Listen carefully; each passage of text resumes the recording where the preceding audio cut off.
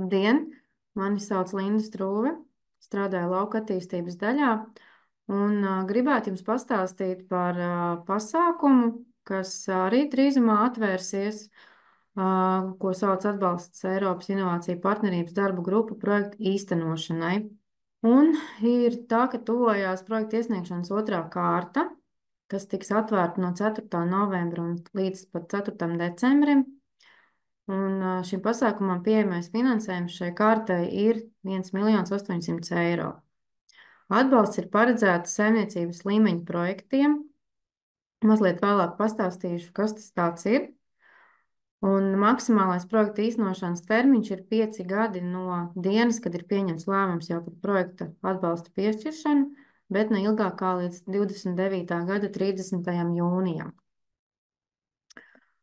Nu, lūk, tātad šis te pasākums mazliet ir savādāks nekā ir pierasti investīcija pasākumi, un tā galvenā būtība ir veidot sadarbību starp dažādiem partneriem, lai īstenotu kaut kādus savā saimniecībā jaunus pasākumus, ieviestu jaunas metodes, pamēģinātu, lai uzlabotu savā saimniecībā savu ikdienu, varbūt kaut ko modernizētu, bet tas ir vairāk saistīts ar inovāciju. Un tā galvenā lieta ir tāda, ka atbalsta saņēmējs nav viens pats, bet tā ir darba grupa, kas sastāv no vismaz 3 dažādiem partneriem. Attiecināmā izmaksu apjoms maksimālais ir līdz 100 000 eiro, ko var iesniegt vienā kārtā, un atbalsta intensitāte ir 70% no attiecināmajām izmaksām. Noteikumi, kas to visu regulē, ir šeit norādīti 613, bet par noteikumiem mēs šodien nerunāsim. Un tātad, kas tad ir šis te atbalsta saņēmējs? Es jau pieminēju, ka tā ir grupa, kas sastāv no vismaz 3 dažādiem partneriem. Un partneri var būt lauksaimnieki, mežsaimnieki, tie var būt lauksaimniecības produktu pārstrādātāji, dažādas nevalstiskās organizācijas, kas ir saistītas ar lauksaimniecību, mežsaimniecību, pētniecības organizācijas vai citas inovācijā ieinteresētās puses, kas nozīmē, tie varētu būt arī kādi IT uzņēmumi, kas nodarbojās ar dažādu cita veida ražošanu, bet kas ir nepieciešama šī projekta īstenošanā. Bet galvenais nosacījums ir tāds, ka darba grupā ir jābūt vismaz vienam lauksaimniekam vai mežsaimniekam, jo šis te pasākums tomēr ir bāzēts uz atbalstu lauksaimniecībai, mežsaimniecībai. Nu, lūk, un tad atbalsts intervencijai ir paredzēts, lai veicinātu sadarbību lauksaimniecībā, mežsaimniecībā un lauksaimniecības produktu pārstrādē, kas risinātu šīs nozares praktiskās vajadzības, izstrādājot jaunus produktus, procesus, jaunas tehnoloģijas un metodes. Un, lai tad šo te pasākumu varētu īstenot, ir nepieciešams tātad sanākt kopā ar sadarbības partneriem, izveidot šo te savu darba grupu, ir jānoslēdz sadarbības līgums. Un ir tā, ka darba grupai arī ir jāizvirza vadošais partneris, kas ir tas galvenais atbildīgais, kas iesniedz gan projektu pieteikumu, par to saistītos dokumentus ne tikai sākotnē, bet arī tālāk visa komunikācija galvenokārt noteikts ar vadošo partneri, kurš tālāk komunicē ar pārējiem partneriem. Taču tas nenozīmē, ka vadošais partneris ir tas, kurš visu no šī te kaut ko iegūst, nē. Darba grupā katram partnerim ir savi pienākumi un arī savas izmaksas. Izmaksas katram ir savas. Atbalsts tieši tāpat kā investīciju pasākumiem tiek izmaksāts pēc projekta īstenošanas posma paveiktajām aktivitātēm, bet maksājuma pieprasījumu var iesniegt ik pēc 3 mēnešiem. Vai retāk, ja tas ir nepieciešams, varbūt ilgāku laika posmu un kaut kāds atskaites posms ir vajadzīgs ilgākam laikam, un tad ir radušās šīs te izmaksas. Un vēl ir tāda lieta, ka darba grupa projekta īstenošanai sākotnēji var izmantot priekšapmaksu, kas ir 10% no attiecināmo izmaksu summas. Projekta iesnieguma pieņemšanas kārtā sadarbības partneris var iesaistīties ne vairāk kā 2 projektos ar darba grupā. Savukārt, ja tā ir pētniecības organizācija vai konsultants, tad ne vairāk kā 5 darba grupas projektos, kas nozīmē, ka šī te grupa līdz 100 tūkstošiem var iesniegt varbūt pat vairākus projektu pieteikumus, taču ir jāuzmanās, lai šis te partneris nepārklājās. Šajā intervencē var radīt, pārbaudīt un ieviest jaunas innovatīvas tehnoloģijas savā saimniecībā vai saimnieciskā darbībā. Var radīt un ieviest savā saimnieciskajā darbībā jaunus inovatīvus produktus un pakalpojumus, var pielāgot, pārbaudīt savās saimniecības vajadzībām nozarē jau esošas inovatīvas saimniekošanas metodes, radīt un pielāgot savu saimniecības vajadzībām jaunus inovatīvus digitālos risinājumus, vai arī cita veida inovatīvus pētījumus. Ja mēs runājam piemēros, tad nu, ja man ir ideja saimniecībā, kad es gribu kaut ko pamēģināt, jaunu, kādu saimniekošanas tehnoloģiju, kas varbūt es zinu, ka blakus saimniecībā to dara, bet manā saimniecībā tā vairs vēl nav, tad es varu droši arī kaut ko tādu pamēģināt, vai tas strādā arī manā saimniecībā. Varbūt, kad ir dzirdēts kādā citā vietā ir kaut kādas jaunas lietas, jaunas tehnikas, kuras es domāju, ka varētu arī derēt manā saimniecībā, tad tas ir tas, ko es varu izmēģināt ar šo te pasākumu. Kā arī, protams, man ir idejas, kad es varētu radīt jaunus inovatīvus produktus, bet man ikdienā, manā saimniekošanas darbībā tam īsti nav laika un varbūt arī rosības, tad šis ir tas pasākums, kad es varu atvēlēt tam laiku, varbūt piesaistīt tiešām zinošus speciālistus gan no nozares, nevalstiskām organizācijām, iespējams kādu pētniecības organizāciju, kas man var palīdzēt manu šo te ideju atrisināt. Un tad es caur šo te pasākumu varu to pamēģināt, un vai nu tas der manai saimniecībai vai neder manai saimniecībai, vai man sanāk tas jaunais produkts vai nesanāk. Tā ir tā pasākuma būtība, kad šīs te inovācijas ieviest savā saimniecībā. Un tad kādas tad izmaksas ir atbalstāmas šajā te intervencē? Un tas ir viennozīmīgi personāla atalgojums, ko es jau minēju, ja ir nepieciešams papildus nodarbināt kādu cilvēku, vai tas paņem papildus resursus no esošo savu darbinieku laika, tad ir iespēja caur šo te pasākumu arī atalgojumu deklarēt. Protams, var iegādāties dažādas materiālus, izēvielas, kas ir nepieciešamas šī te pētījuma realizēšanai. Tās ir arī iekārtas un tehnikas. Ja tas tiešām ir nepieciešams tam pētījumam. Par tehnikām ir tā, ka caur šo pasākumu var arī iegādāties saucamās produktīvās investīcijas. Tās ir tādas investīcijas, kas man nav vajadzīgas tikai pētījumi, bet kuras es varu izmantot arī savā saimnieciskajā darbībā. Bet tas ir tiešām tādos gadījumos, ja man nav tāda savā saimniecībā, maniem citiem partneriem arī nav, bet bez tās nevar iztikt, jo tas ir vajadzīgs pētījumam. Bet šajā gadījumā atbalsta intensitāte ir zemāka, ir 40%. Tad, protams, izpētē nepieciešamās nomas, iekārtas, tehnikas izmaksas ir atbalstāmas. Es varu iznomāt kādu iekārtu tehniku, kas man ir vajadzīga šim pētījumam.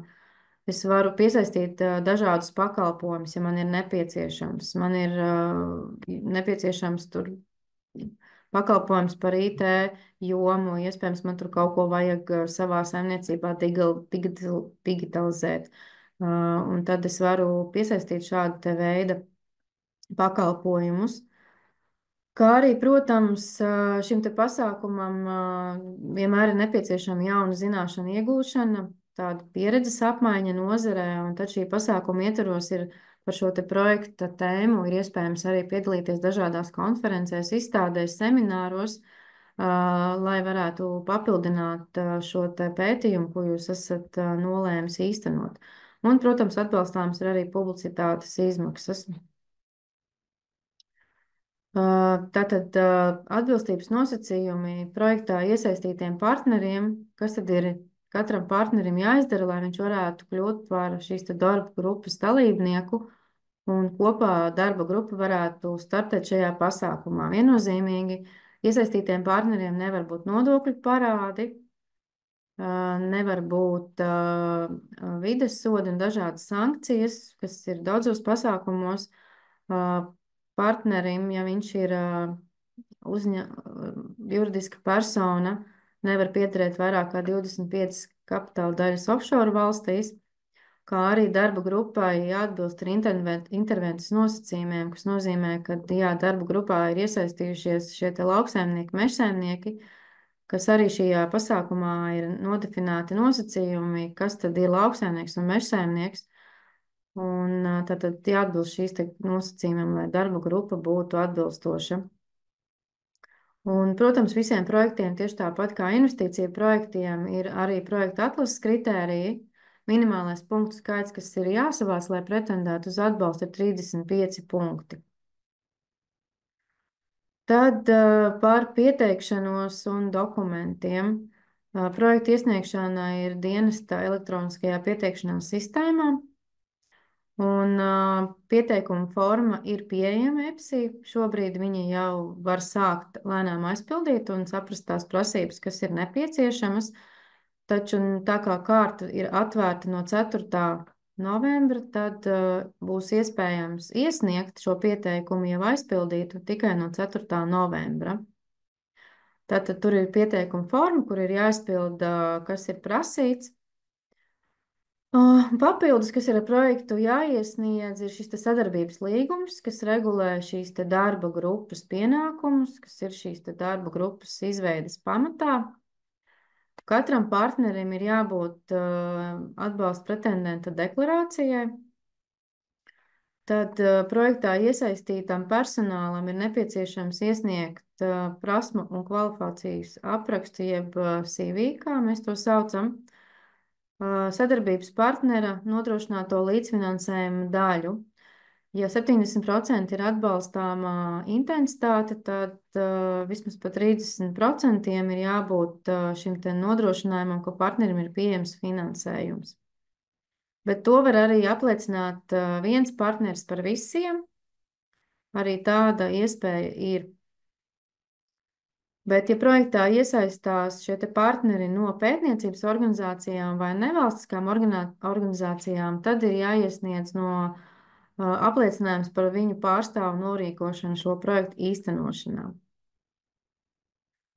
Tad vēl, kas ir savādāk šim te pasākumam, kad ir vienkāršotās izmaksas, kas atvieglo arī dokumentu iesniegšanu.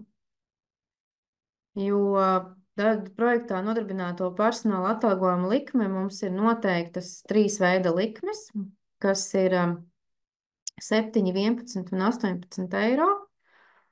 Un attiecīgi darbinieks strādā projektā ar noteikto likmi, un par viņu tiek uzskaitītas stundas un iesniegts maksājuma pieprasījumā iztērētās stundas, kas ir projektā pavadītas konkrētajā posmā, taču par to nav jāiesniedz attaisnojošie dokumenti.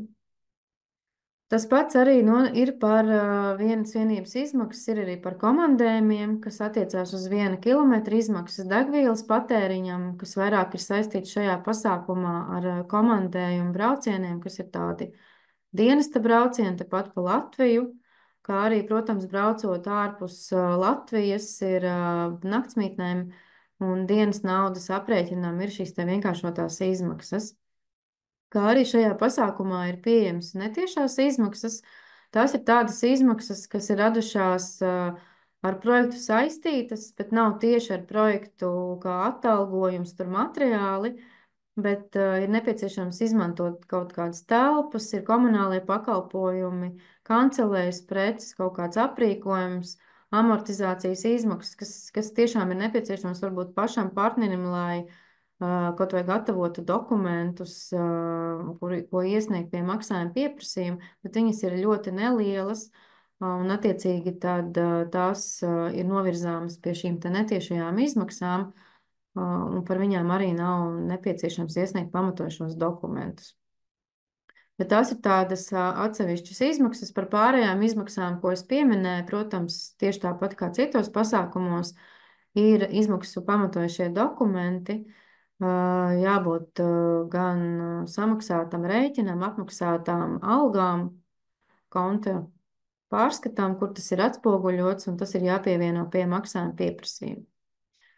Nu, lūk, un tad, lai varbūt radītu priekšstatu, kas tad ir šajā pasākumā tas, ko tad var sasniegt, kāds ir šis te mērķis, mums jau ir realizēti projekti, un gana veiksmīgi dažāda veida projekti, kur ir apvienojušies gan lauksaimnieki, gan mežsaimnieki, gan arī ir zinātnieki iesaistījušies. Un kā piemēri ir gan saistīti ar lauksaimniecību, tieši ar zemes apstrādi, ir augļu kopībā vairāki risinājumi, ir dažāda veida mēslošana un augsnes ielabēšanas līdzekļi ir izstrādāti, kas ir izmantojami gan integrētajā, gan bioloģiskajā saimniecībā. Ir pat pārbaudītas jaunas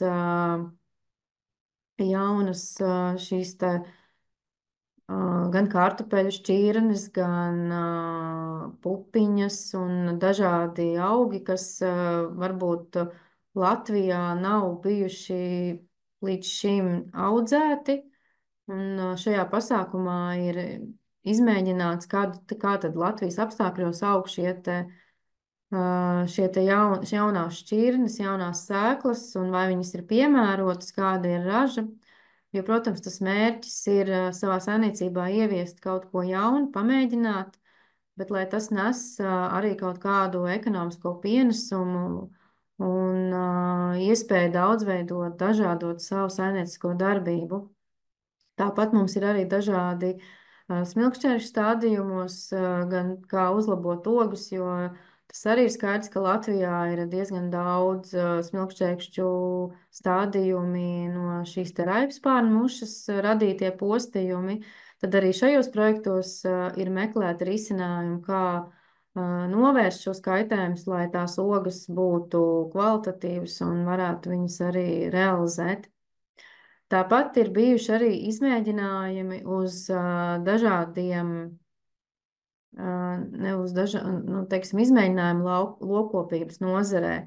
Ir bijis gan pamēģināts izmantot vietējos proteīnu augus vistu barošanā, kas veicinātu dējējību. Tāpat ir meklēti risinājumi, kā samazināt ar dabīgiem līdzekļiem aitu saimniecībā šo te novērstu parazītu invāziju, kas ir diezgan izteikta. Tāpat tās ir mēģināts arī uz lielopu dažādi pētījumi, un tā skaitā ir arī izmantota iespēja pavairot tātad šos te augstas kvalitātes teliņus savā saimniecībā, kas ir nu, tāda domājot par nākotni, lai būtu lielāka ražība, lai būtu lielākas noiets un tā tālāk. Tāpat tās arī ir uz cūku saimniecībām dažādi pētījumi veikti, kas gan par šo te cūku nobarošanu saistīts, kas veicina gan ātrāku nobarošanu, gan arī samazina šīs te vidas piesārņojumu. Un ir, protams, arī uz pārtikas produktiem bijuši dažādi pētījumi, gan saistībā ar biškopību ir bijuši vairāki pētījumi, gan saistībā ar medu, tāpat tās arī ar pašiem bišu saimēm, kā arī ir pārtikas produkti dažādi radīti, nu tādi, kas ir varbūt netipiski, mums ir bijis gan šis te kaņepju un sojas pupiņu radītais augu piena saldējums, kā arī ir bijuši tortes no kartupeļiem. Nu, lūk, un vēl pēdējā tā joma, kas mums ir arī mežsaimniecība, kur ir gan līdzekļi, kurus izmanto, lai mazinātu šos te arī mazo stádiņu bojājumus gan no kukaiņiem, gan no dzīvniekiem, kas viņus apstrādā, te, ka viņi ir pavisam mazi. Tāpat tās ir arī dažādas mēģinātas meža tehnikas, izmēģinātas mežsaimniecībā un tā tālāk. Un tie ir tādi piemēri, kas ir šajā pasākumā radīti.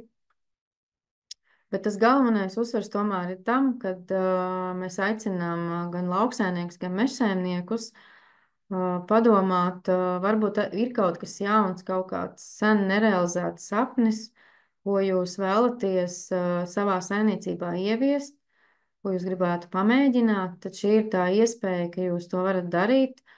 Un arī ļoti liela iespēja piesaistīt šos te zinātniekus, kuriem varbūt ikdienā tam nav īsti laika, tad šis ir tas īstais pasākums uzrunāt tiešām tādus zinošus cilvēkus, kas var palīdzēt šo te jūsu sapni īstenot. Jā, tad tas ir arī viss par šo te pasākumu, ko es šobrīd gribēju jums pastāstīt. Par sīkāku informāciju jūs droši varat zvanīt man un manām kolēģiem. Atbildēsim uz jūsu jautājumiem.